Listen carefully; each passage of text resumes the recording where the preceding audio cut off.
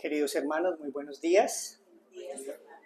Vamos a estudiar hoy el tema de la gran necesidad que tenemos como pueblo del Señor de ser guardados por Él. Empecemos con una oración.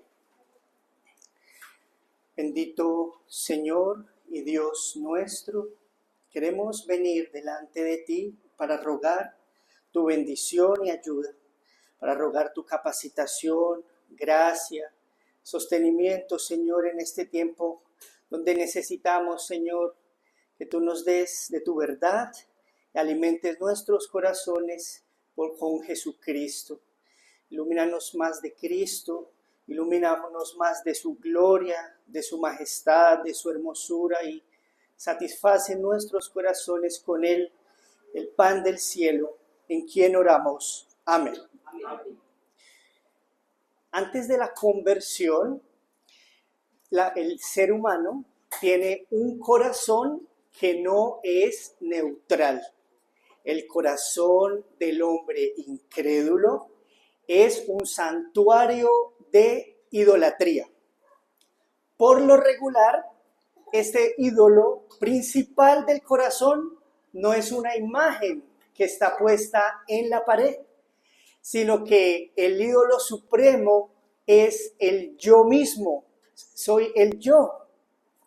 Allí el hombre tiene el orgullo que se manifiesta de múltiples maneras y formas.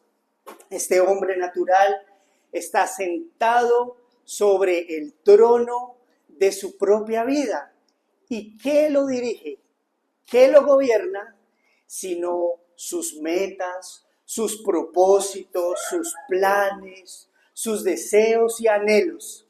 En ese escenario, Dios es excluido, Dios es ignorado, o por lo menos reducido a un recurso más que puede servirme para mis propios fines. Bien dice la Escritura en Romanos 3:11, no hay quien busque a Dios. Y en 2 de Timoteo 3:2 dice que el hombre natural vive amándose a sí mismo. Entonces el hombre inconverso, el hombre natural, es gobernado por el yo. ¿Cuál es el centro de su vida? Yo. ¿Quién regula, juzga y determina todas las cosas en su vida? Yo. ¿Y cuál es el fin último por el cual me muevo? Yo. Como diríamos popularmente, primero yo, segundo yo y tercero yo.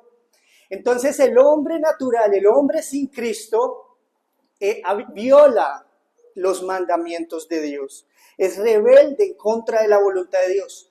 Pero más que eso también, se ama a sí mismo, se adora a sí mismo y no hace esto con Dios como Él lo demanda. Dios es quien debe ser amado y adorado en primer lugar. Pero en la obra de la conversión, cuando el Señor por su gracia da fe en el Señor Jesucristo, ocurre una transformación radical. El Espíritu Santo desaloja el yo del corazón y ubica allí, en el primer lugar del corazón, en el trono del corazón, al Señor Jesucristo. Allí hay un nuevo creyente, un nuevo convertido. Sin embargo, ciertos pecados de ese yo todavía siguen en el corazón. El orgullo, la autosuficiencia, el confiar en sí mismo, están ahí. Se le llama el pecado remanente. Son enemigos ocultos que están en nuestros corazones, los cuales antes gobernaban la vida de este nuevo creyente, gobernaban a sus anchas. Todo era por el orgullo, el egoísmo, el amor propio, la autosuficiencia, todo era movido por eso. Ahora, como Cristo gobierna y estos pecados fueron desalojados, siguen ahí como oponiéndose a la vida cristiana, a la vida espiritual. son enemigos acérrimos de esta vida espiritual. Necesitamos mortificar estos pecados diariamente. Y esto conecta con una enseñanza anterior acerca de este tema, de que en el creyente todavía está la carne, el viejo hombre que nos lleva a alejarnos, que nos lleva a extraviarnos de Dios. Es un enemigo que no nos quiere dejar avanzar en nuestra vida cristiana. Es un enemigo que está dentro de nosotros.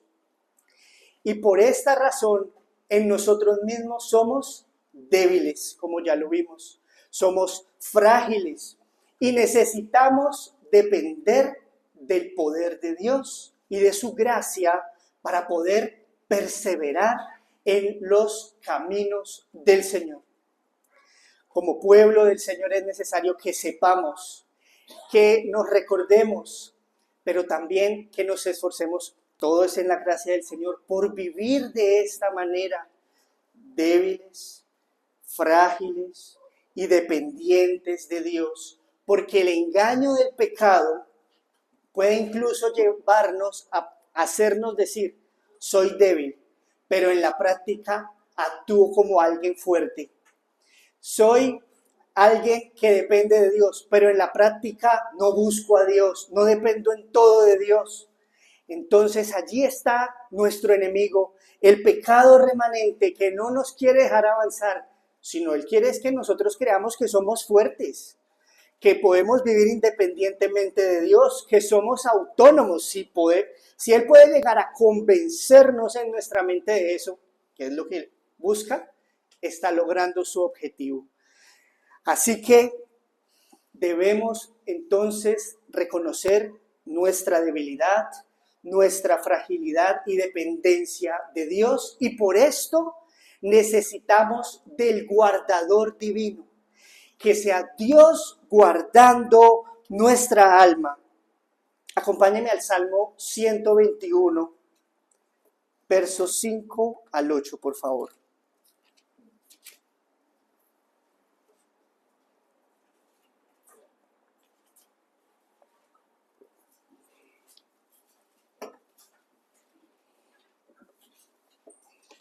Salmo 121, versos 5 al 8. ¿Qué nos dice la palabra de Dios acerca del guardador de nuestras almas? ¿Quién será el guardador de nuestras almas? ¿Cómo nos guarda el Señor? Dice la palabra: Jehová es tu guardador, Jehová es tu sombra a tu mano derecha. El sol no te fatigará de día, ni la luna de noche. Jehová te guardará de todo mal. Él guardará tu alma. Jehová guardará tu salida y tu entrada, desde ahora y para siempre. Entonces la pregunta que estaremos tratando de resolver en esta mañana es: ¿por qué el creyente no se puede guardar a sí mismo y sí necesita que Dios lo guarde? Esa es la pregunta que estaremos tratando de resolver. ¿Por qué el creyente no se puede guardar a sí mismo y necesita que Dios lo guarde? Ante esta pregunta vamos a tener en 3 puntos la respuesta. La primera respuesta es: porque ninguna criatura se puede sostener sola. El segundo punto es: porque Dios preserva al creyente en dependencia renovada. Y el tercer punto es: porque Dios es su único guardador.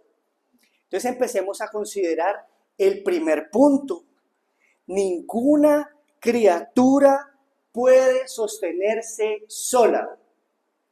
Piense usted a lo largo de las escrituras de Génesis a Apocalipsis, si hay algún ser creado por Dios que haya podido, independiente de Dios, sostenerse solo. No lo hay. No lo hay. Acompáñeme al Salmo 130, versículo 3.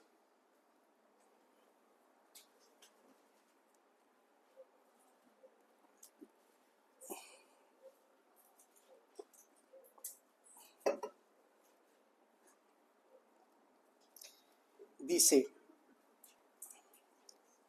Salmo 130, versículo 3. Ya, si mirares a los pecados, ¿quién, oh Señor, podrá mantenerse? Ninguna criatura puede mantenerse en pie delante de Dios por sí misma, en sus propias fuerzas. Vamos a ver unos ejemplos que son tremendos y que son solemnes de criaturas que han caído delante de la presencia de Dios por sostenerse por sí mismas. En primer lugar, consideremos a los ángeles caídos. Los ángeles caídos.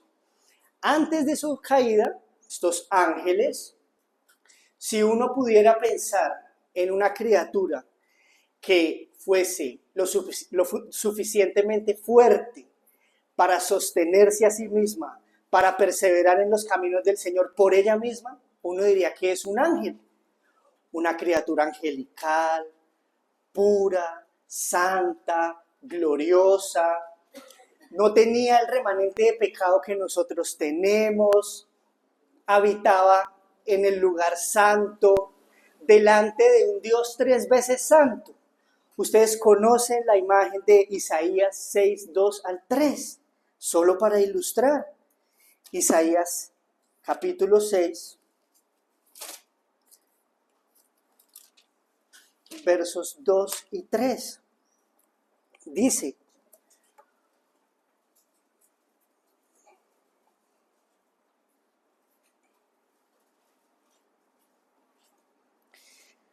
por encima de él había serafines. Cada uno tenía 6 alas. Con 2 cubrían sus rostros, con 2 cubrían sus pies y con 2 volaban. El uno al otro daba voces diciendo, Santo, Santo, Santo, Jehová de los ejércitos.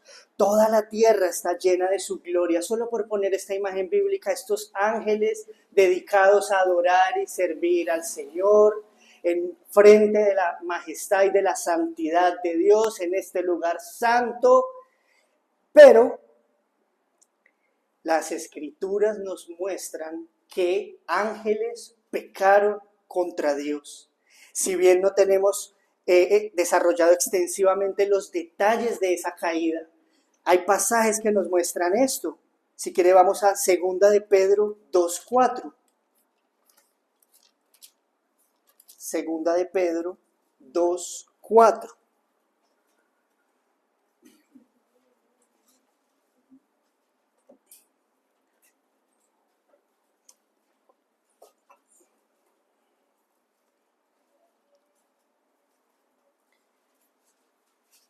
Segunda de Pedro 2:4.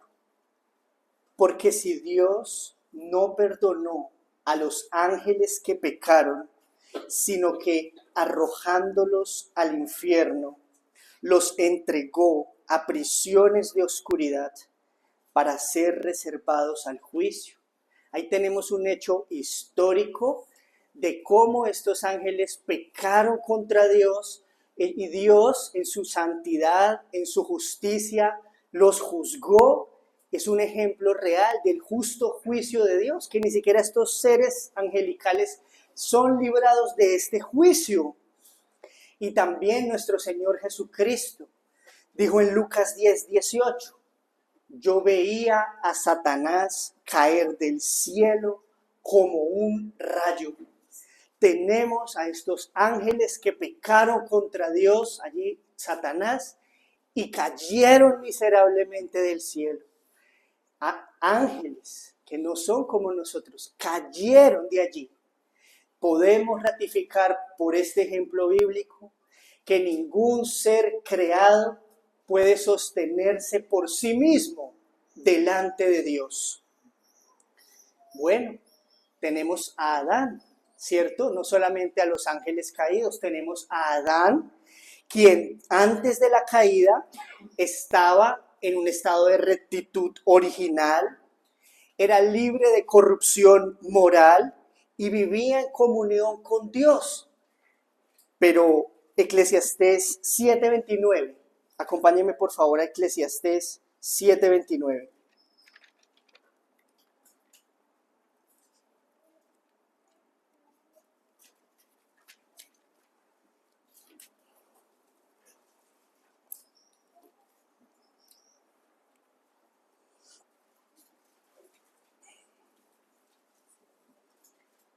Eclesiastés 7:29.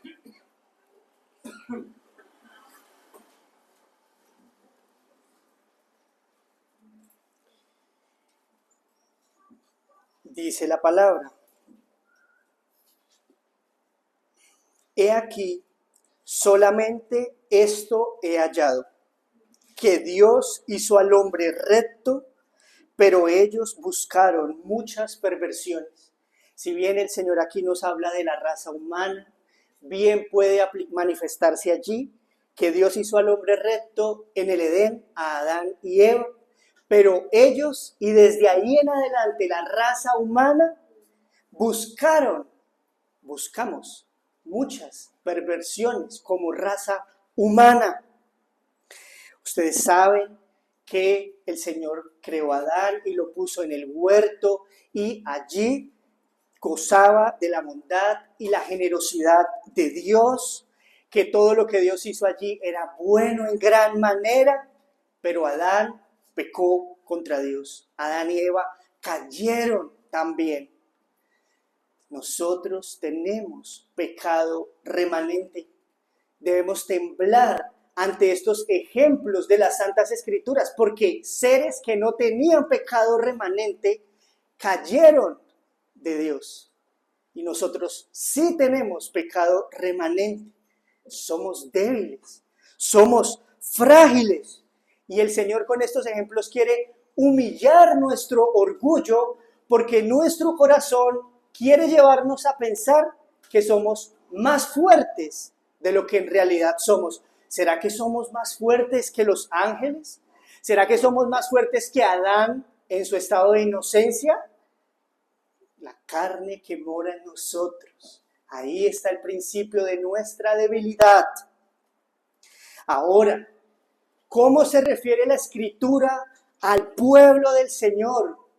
Se refiere a nosotros en términos de debilidad y dependencia de Él. El Señor nos dice que somos como ovejas en medio de lobos.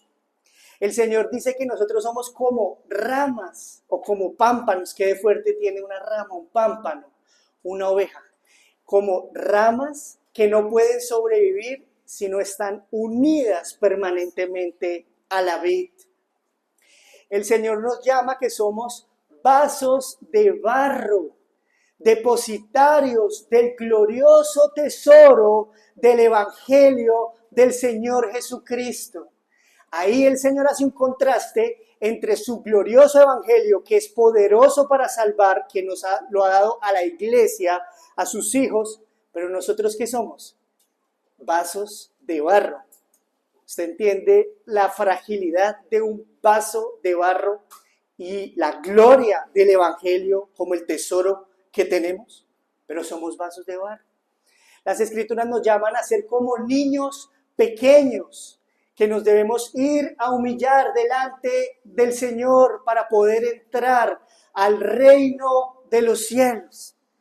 Entonces, humillémonos bajo la poderosa mano de Dios, reconociendo nuestra debilidad, reconociendo nuestra fragilidad, y vayamos a Dios pidiéndole para que nos dé más de Cristo. Él es el fuerte, Él es el Dios Salvador nuestro. Él salva y Él guarda a su pueblo. ¿Cómo podemos nosotros mantenernos en pie, erguidos, con la nariz empinada al lado de la cruz del Calvario? ¿Cómo podemos nosotros mantener orgullo en nuestro corazón cuando Cristo se hizo pobre, Cristo se humilló, Cristo vino a servir a viles pecadores? El Dios eterno vino por nosotros, se humilló, Él es humilde en sí mismo. ¿Cómo podemos mantenernos orgullosos o autosuficientes cuando dependemos completamente de Él para ser salvos, para perseverar y hasta el fin? Dependemos completamente del Señor Jesucristo.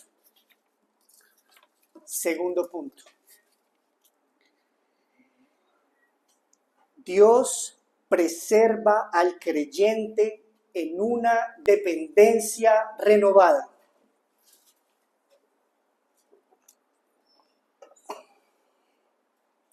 Dios preserva al creyente en una dependencia renovada. Cuando hablamos de una dependencia entre el creyente y Dios, no nos referimos a un momento específico de crisis, sino a un proceso continuo de formación bajo la mano soberana de Dios. Pensemos en esto. Este mundo es de Dios. Dios creó los cielos y la tierra. Dios nos creó a nosotros y nos puso aquí, en su mundo. Y nos ha dado la posibilidad y la bendición de poder apreciar, conocer y disfrutar de lo que Él ha creado. Sabemos que en Génesis Él mandó a Adán a sojuzgar la tierra, a gobernarla, a cultivarla y en términos generales a disfrutar de esto que Dios nos dio.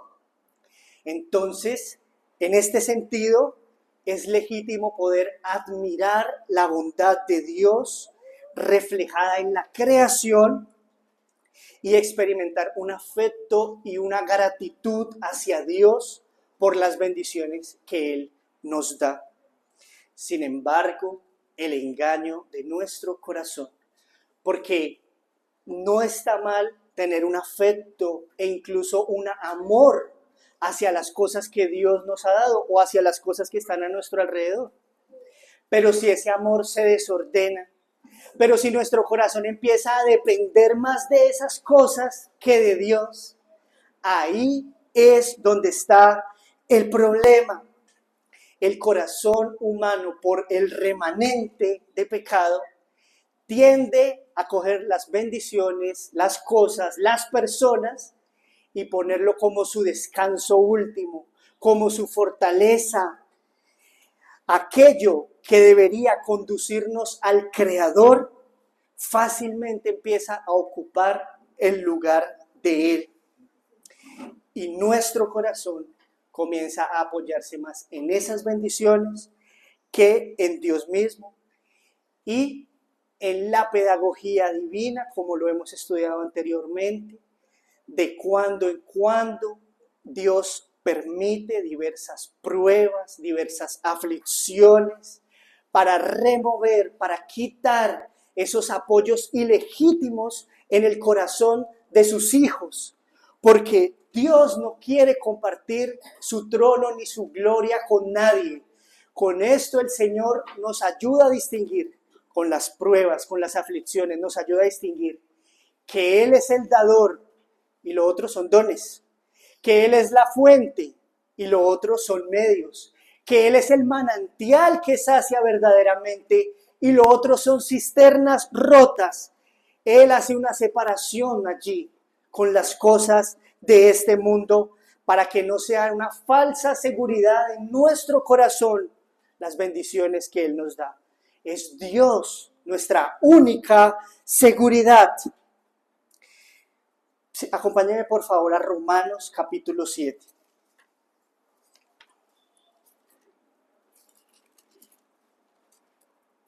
Romanos 7, versos 19 y 24.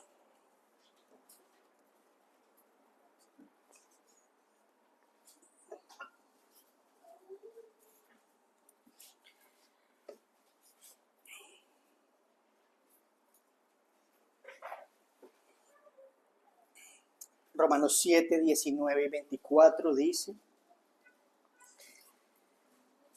porque no hago el bien que quiero, sino el mal que no quiero, eso hago. Ahí tenemos la expresión de Pablo, un verdadero creyente, un hombre de Dios, que si él mira su querer, no puede. Solo su querer no es suficiente para obedecer al Señor.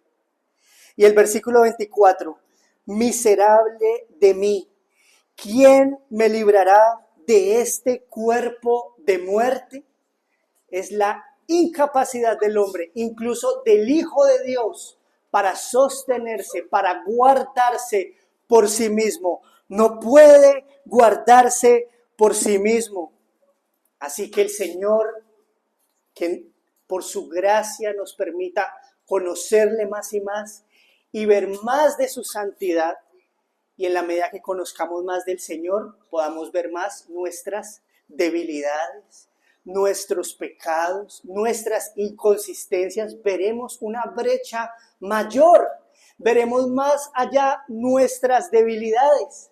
El Señor quiere eso, para que dependamos más de Él, para que le busquemos más, para que allí entonces veamos siempre nuestra debilidad y no confiemos en nosotros mismos.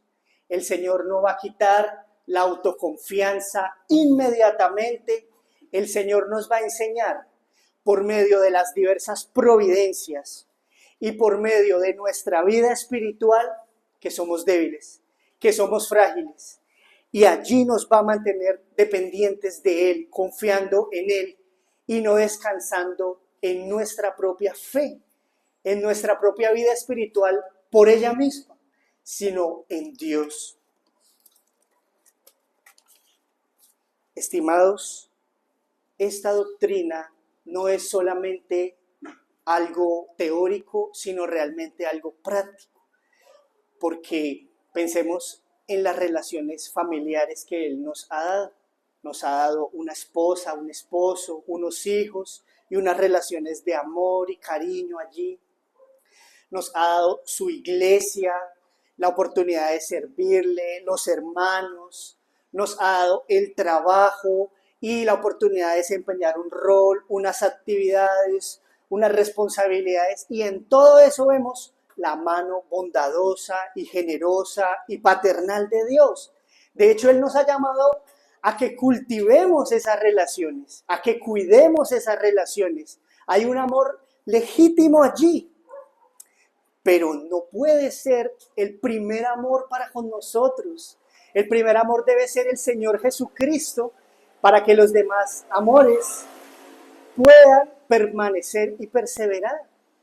Porque, y si el Señor quiere probarnos, y si el Señor quiere tentarnos allí, probarnos, y llevarnos a quitarnos una persona, una cosa, una responsabilidad, cualquier cosa que no es Él. Él quiere quitarnos, si Él quisiera, en su soberana voluntad, en su plan perfecto, que Él lo determinara por su providencia, nosotros estaríamos en paz, nosotros estaríamos tranquilos y gozosos, porque nuestro ayo es el Señor Jesucristo, porque esa es la meta.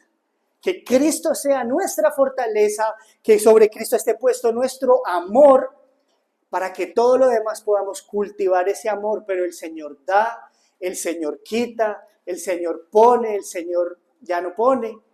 Entonces, y estamos en su mundo y bajo su mano soberana. Tenemos que buscar a Cristo, no sea que nos quite ese apoyo y nos caigamos. Pero ahí sería también la misericordia del Señor, porque nos haría ver que teníamos un afecto desordenado. El primer amor en otro lugar que no es Él. Entonces debemos ir al Señor Jesucristo.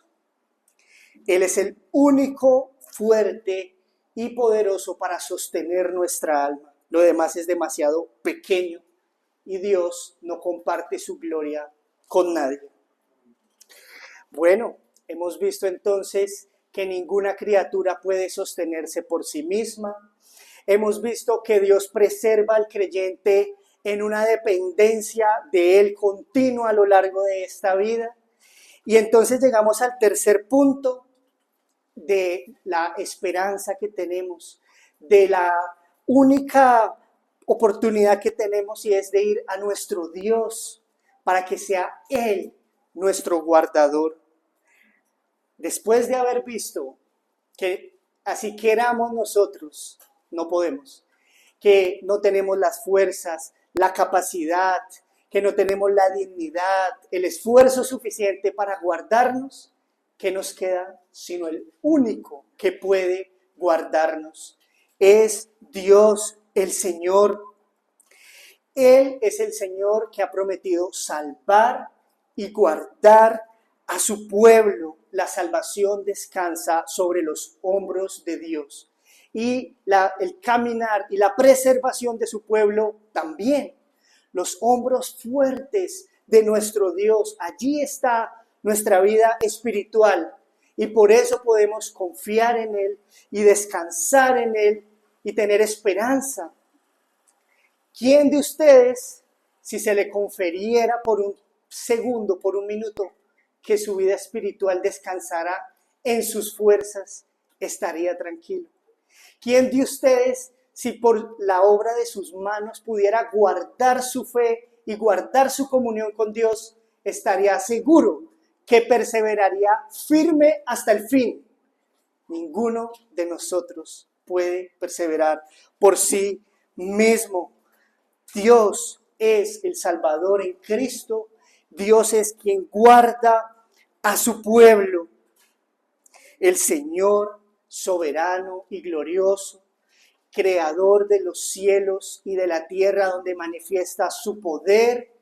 El Señor que en su providencia dirige todas las cosas, grandes y pequeñas, los detalles, pone reyes, quita reyes, cada situación de nuestra vida. Ha querido mostrarnos en Jesucristo su gran obra, la obra de la salvación, la obra de la redención. Envió a su Hijo unigénito para venir a buscar y a salvar lo que se había perdido. En Jesucristo, en su gloriosa cruz, que debe ser para nosotros nuestro mayor tesoro, el Señor manifiesta la perfección de todos sus atributos, su justicia, su santidad, su poder, su amor, su bondad, su benignidad. Jesucristo, el Salvador nuestro, el gran tesoro de nuestros corazones, debe serlo, porque Él vino a salvarnos, porque Él preserva su iglesia, Él está en medio de su iglesia y ha prometido limpiarla y purificarla, porque el que inició en vosotros la buena obra, la perfeccionará hasta el día de Jesucristo. Él ha prometido llevar a su pueblo hasta el cielo, porque es su obra y Él es Dios soberano y todopoderoso para hacerlo. Él nos rescata del infierno, pero no nos deja a un lado del camino abandonándonos, sino que Él es nuestro guardador, nuestra sombra a nuestra mano derecha. Él nos preserva, Él nos consuela en cada circunstancia de la vida. ¿Está usted en tentación, en lucha contra su pecado, hijo de Dios? Cristo es su guardador. ¿Está usted en quebranto y aflicción? Cristo es su guardador. ¿Está usted en sus momentos donde puede experimentar su mayor debilidad? Cristo es su guardador. El apóstol Pablo dijo: porque yo sé a quién he creído y estoy seguro que es poderoso para guardar mi depósito para aquel día. Y el apóstol Pedro dice que somos guardados por el poder de Dios mediante la fe. A pesar de nuestras debilidades, de nuestra tendencia al pecado, de nuestras inconsistencias, ojalá el Señor nos permita verlas más y más, porque si no nuestro corazón va a estar duro. Si nosotros decimos: no peco mucho, soy muy constante, soy muy fuerte, corazón duro, porque no es así, porque el corazón tiende al mal. Entonces, que el Señor nos permita ver nuestros pecados, nuestras maldades, nos ilumine cómo le ofendemos a Él, pero no nos quedemos solamente allí, sino que vayamos a Jesucristo, a la obra de su cruz, a su sangre derramada y a su promesa, que el que Él va, Él no le echa fuera, que su sangre limpia de todo pecado, que el que llama, Él le abre, que el que le busca, Él responde. El Señor Jesucristo es nuestra esperanza, es nuestro guardador. Quiero que vayamos a un último pasaje en Gálatas 3:3.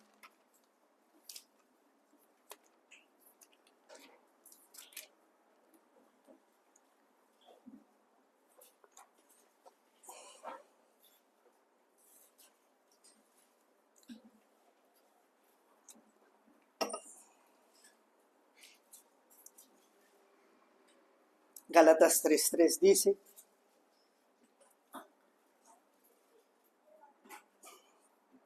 tan necios sois, habiendo comenzado por el Espíritu, ahora vais a acabar por la carne. El apóstol Pablo está exhortando a la iglesia porque aunque ellos empezaron bien por la obra del Espíritu, confiando en la gracia de Dios, por la fe en el Señor Jesucristo, por la obra de Cristo, tiempo después empezaron a confiar para su crecimiento y madurez en la carne, en obras meramente humanas, en sus propias fuerzas. Y la exhortación que nosotros recibimos de parte del Señor es a que no confiemos en nuestras propias obras, ni méritos, ni esfuerzos como tal, sino que busquemos, como decían nuestros himnos, la gracia del Señor, que busquemos el Evangelio, la cruz del Señor Jesucristo, la obra poderosa del Espíritu Santo. ¿Tenemos que mortificar el pecado? Sí. Tenemos que ser diligentes en nuestro estudio bíblico, en congregarnos, en esforzarnos por nuestra vida espiritual, sí. Pero nuestra confianza no está en eso. Nuestra confianza está en la obra de Dios en nosotros. Porque si hay algo en nosotros es solamente por la gracia de Dios. Para que el hombre no sea exaltado, sino sea humillado siempre. Y la gloria solamente le pertenezca a Dios. Si alguien ha creído en Cristo es por la gracia de Dios. Si alguien ha perseverado hasta aquí en Cristo es por la gracia de Dios. Si usted quiere seguir en su caminar a pesar de luchas, debilidades e inconstancias, busque la gracia de Dios. Ahí está la fuerza y el poder de Dios para preservar y guardar a su pueblo. Queridos hermanos, después de estas consideraciones, la conclusión es inevitable. Como creyentes necesitamos desesperadamente al guardador divino, al Señor Jesucristo que nos guarda. Ninguna criatura puede sostenerse sola. Los ángeles cayeron. Adán cayó en su estado de inocencia. Los santos eminentes de las Escrituras, que no mencionamos en esta enseñanza, pero que usted sabe, cayeron. Nosotros no somos diferentes de estos hombres que cayeron. Tenemos pecado remanente. Tenemos una tendencia en nuestro corazón a extraviarnos y alejarnos de Dios, que diariamente trabaja en contra de nuestra vida espiritual. Y todavía somos demasiado propensos a confiar en nosotros mismos y en nuestras propias obras. Si Dios nos dejara un solo momento a nuestra merced, a nuestro cuidado, fracasaríamos, pereceríamos. Pero nuestra esperanza descansa en que el Señor Jesucristo salva pecadores y Él los guarda hasta el fin. Jesucristo, nuestra esperanza.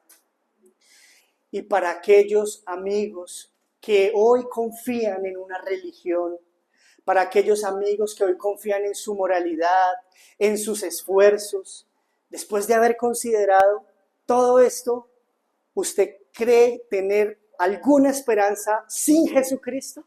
¿Fuera de Jesucristo tiene alguna esperanza? No hay esperanza fuera de Jesucristo para el pecador. Necesita rendirse y creer en Él como su Señor y Salvador. Necesita creer que es el Hijo de Dios, que el Padre envió, quien vino voluntariamente, quien obedeció los mandamientos de manera perfecta delante del Padre, como ninguno de nosotros los puede cumplir, quien murió en la cruz del Calvario para recibir la ira de Dios por el pago de los pecados de su pueblo, quien resucitó el tercer día y ascendió victorioso, demostrando que Él es el Mesías, demostrando que Jesucristo es el Señor y Salvador de su pueblo.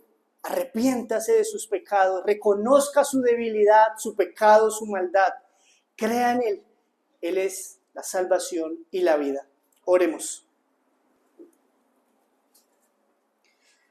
Amado Señor, te damos gracias por permitirnos ver tu evangelio, Señor, y tu gloria una vez más. Despoja nuestros ídolos, despoja nuestros pecados de nuestros corazones. Cualquiera que estos sean, Señor, danos rendición ante esta condición nuestra y permítenos postrarnos delante de ti, Señor, débiles, frágiles. Te necesitamos, Señor. Sosténnos, danos a Cristo, nuestra fortaleza. Y en su santo nombre oramos. Amén.